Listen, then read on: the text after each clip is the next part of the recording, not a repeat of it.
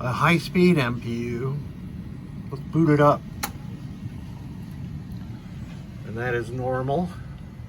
This MPU came to me with the problem description that there was a power surge in the house and then the board just stopped working.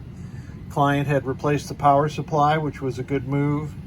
The board itself was damaged. The first thing I did was test the 6802 processors. So those gold check marks mean they're good. The root cause of the problem on this board was that all 4 ROMs, the 2 in the sound section and the 2 in the processor section, were blown up. They wouldn't even identify themselves on my ChipMax 2 EPROM programmer. So I programmed a new set of ROMs. Side benefit is that these are the latest ROMs for high speed. And I also replaced this 22 microfarad cap that's in the reset section, replaced the power header, and socketed and installed NVRAM. So let's put it through the test sequence with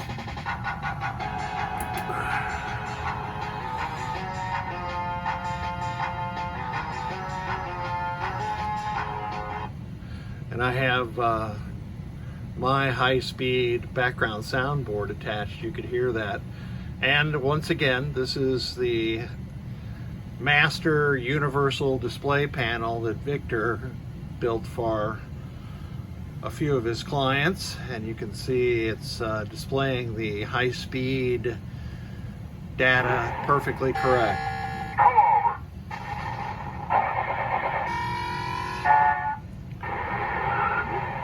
All of those sounds are coming from the sound section of the MPU here, so we know that that is operating correctly.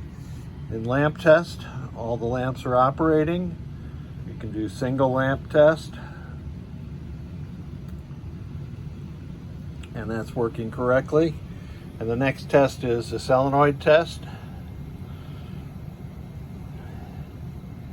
High speed once again did not multiplex the solenoid, so it'll go through all the red ones. Then it'll go through the left column of green and blue and orange ones. And then it'll come over to the right here and do these yellow ones. The 2 orange ones are the flipper power enable circuits. Looks like the last one there did not fire solenoid 22. So let's see what's going on with that.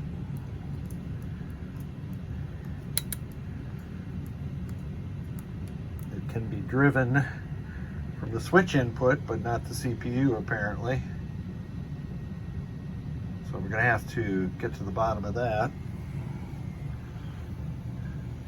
And we'll do the switch edges.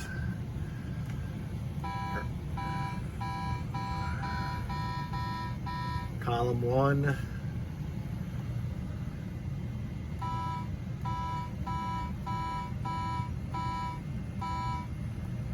Row 1, and the last switch on high speed is 52. Well, there that is. All right, well, let's go figure out why that last special solenoid's not operating correctly.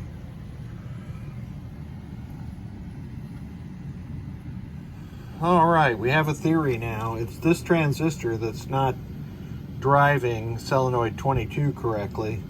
There's a NOR gate here where pins 5 and 6 NOR to 4. So if I use my logic probe, pin 6 is low,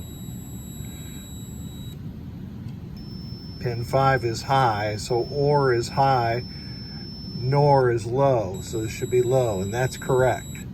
Now there's also this 7407, which feeds pin 5 or 6, I don't remember this.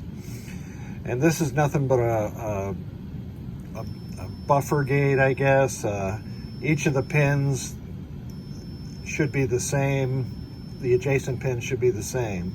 Well, here's where the problem is. There's no signal here on pin 13. So let's go figure out why, but I suspect I know the reason. This chip's had some prior work done to it, and my axiom of always suspecting prior work is probably true here. And we are back with this high-speed board. I'm catching it at the End of coil test. And this one is the one that wasn't working before. So I put a jumper on the back of the board because the prior work on that 7407 was a little bit dicey, but it's working now. This they tried to tack solder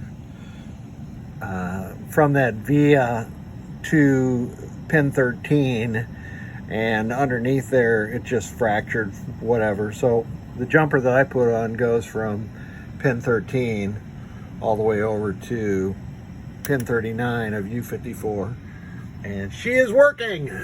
Thanks again for sending it.